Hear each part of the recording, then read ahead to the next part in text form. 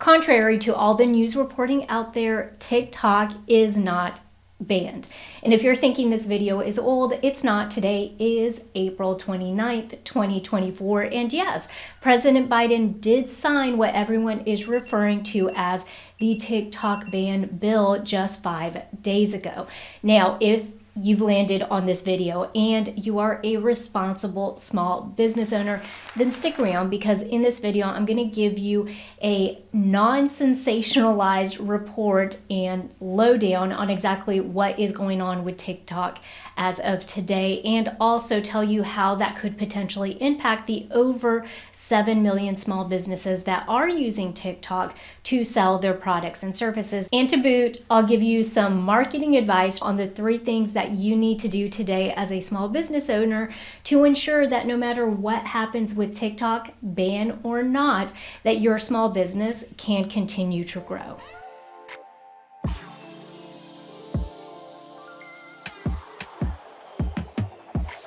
If you're new here, my name is Vivian. I'm an executive marketing professional and big sister to Chelsea here, who also happens to be a marketing professional.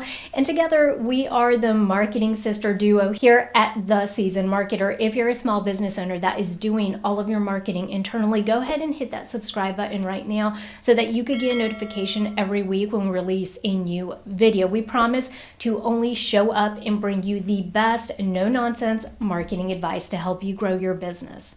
Now, before I give you the marketing advice, which is going to help to ensure that no matter what happens to TikTok or really any other social media platform over the years, that your small business will be protected and can continue to grow, we do need to start at the very beginning and actually talk about what exactly is happening with TikTok and what did President Joe Biden do on April 24th, 2024 that everyone is claiming has banned TikTok. So let's start at the very beginning.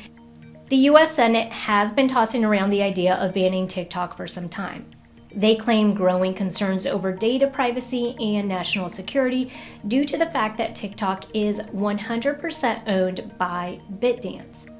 Who exactly owns ByteDance? Well, ByteDance is made up of 60% outside investors and 20% ByteDance, and then 20% ByteDance employees that are global. On April 24th, 2024, President Joe Biden officially signed a foreign aid bill into law. This bill included allocated monies that would be dispersed to aid Ukraine, Israel, and Indo-Pacific, and also included that TikTok needed to divest.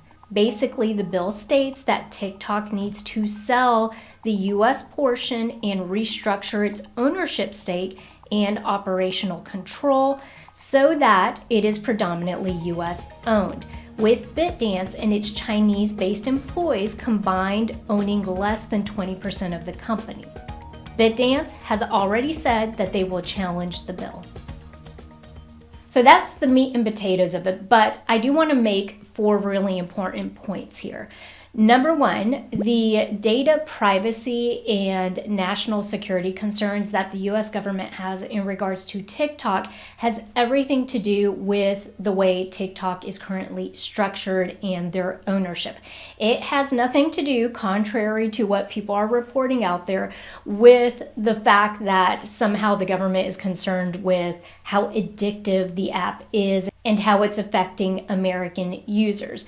They are not bringing up that it's addictive or that it's rotting our brains or that we're spending too much time on it or even that it can negatively impact our mental health. It is just focused on who owns TikTok and how operationally they are structured. Number 2, a TikTok ban isn't set in stone. There are a couple different things that can happen from here that can either prolong this discussion or just take the ban off the table completely.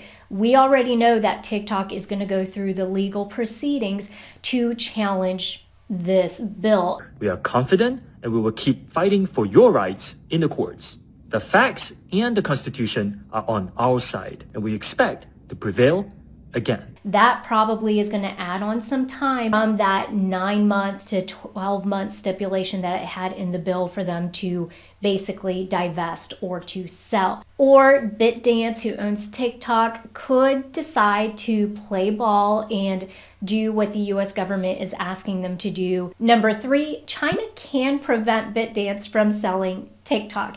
This came up in 2020 and in 2023, and in both circumstances, China basically said they had no interest and would not allow TikTok to be sold. And yes, it's 2024, but they haven't indicated that they've had a change of heart. Number 4, other countries have already banned TikTok. For example, India did it back in 2020, so a precedent as far as banning goes has already been set.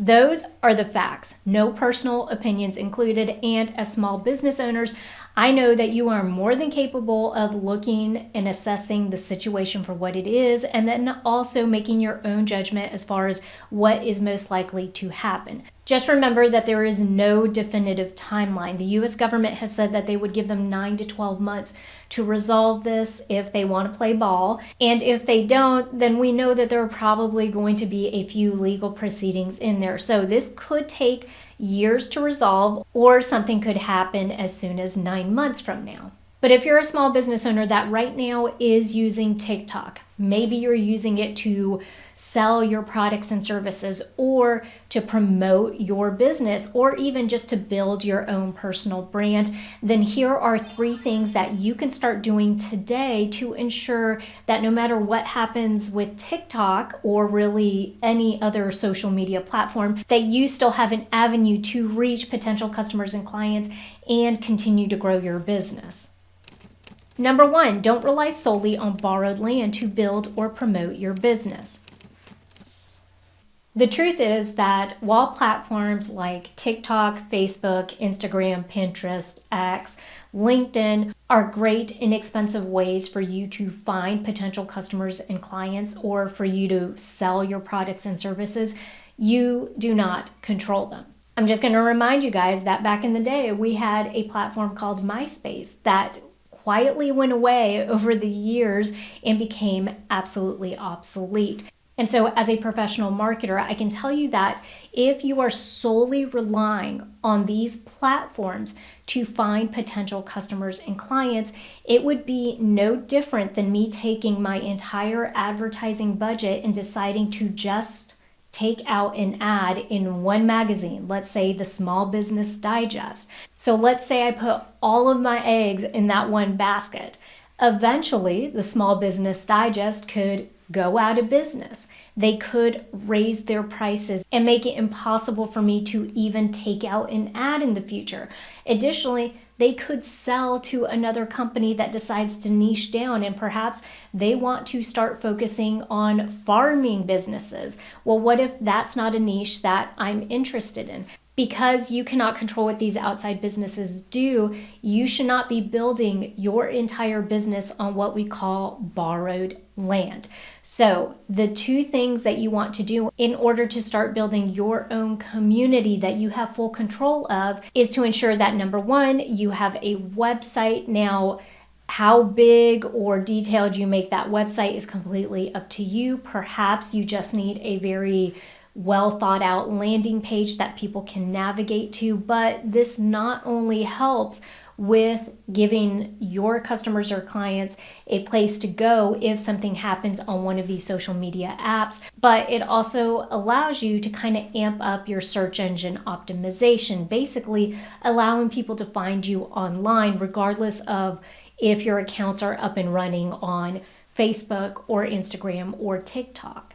And number 2, you want to create your own email list. Now, having your own email list will allow you not to only communicate with potential customers and clients, but it will also help you to develop and foster a relationship with them if, let's say, you're not able to do that through TikTok. And so if you haven't started an email list yet for your small business, you'll want to do that today. Our recommendation for a really easy to use email platform is called Flowdesk. We've been using it for many years now, super user friendly, and honestly, it's probably the easiest thing to figure out. We're going to link it down in the description below in case you want to give it a try. Number 2, diversify. This kind of goes along the same vein as number 1. In marketing school, we're taught this great thing called a marketing mix, which is centered on the 4 P's: product, placement, pricing, and promotion. Now, the reason we're taught this is so that we understand that a solid marketing plan is multi-dimensional. It's never just about the pricing, and it's never just about the promotion. And so while right now I'm not talking to you specifically about product placement, pricing, and promotion, the same idea translates when it comes to promoting your small business. So the one perspective that I would take from this when we talk about diversifying is to think about it from the consumer's end. So from your users, your TikTok followers or Instagram followers, whichever social media platform you're using. They are not one-dimensional. And that means that while they may spend the majority of their time on one particular app, that is not the only app or the only place they go to for information or interaction. And so in order for you to really build a multi-dimensional promotion plan or marketing plan for your small business, you need to show up in other places too. So diversify where you're showing up, and don't just stick to maybe 1 or 2 apps. Be sure that you have a solid grasp of where your target audience are interacting and make it a point to be there too.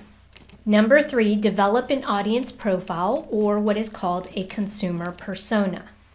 This right here is essentially what allows you to be strategic with your diversification that we talked about in number 2. In order for you to build a profile of what type of person it is that you're looking for or you're trying to find to purchase your product and service, you would include information like demographics, right? So age, income, education, where they're at in their life, whether they're mom and dads or if they're single. Also psychographic information, so their lifestyle, their interest, what they're doing on the weekends. You also want to know their pain points, what their values are, and additionally their preferred channels, whether they prefer to be on social media or perhaps they like to binge watch stuff on Netflix, on these streaming services. You want to know what their preferred channels of consumption are, and also what type of content they prefer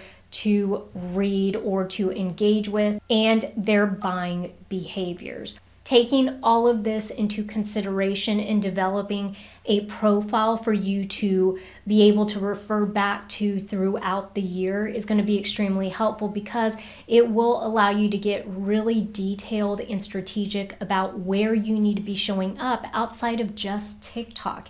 And this is just good general advice for all marketing in the future. You never want your channels to be so narrow that if something were to happen to that one particular channel, whether that be billboard advertising, TikTok, or magazine advertising, you don't want to put all your eggs in one basket to where if something happens to them, you have no other avenue to reach or to interact with your target audience. Hey, if you're an SOB, small-owned business, then stick around and watch this next video right here. Also, don't forget that we have a website over at The Seasoned Marketer where we have free downloads for you to take advantage of. And while you're there, don't forget to sign up for our weekly email list where we send you even more valuable news, updates, and information about all things marketing.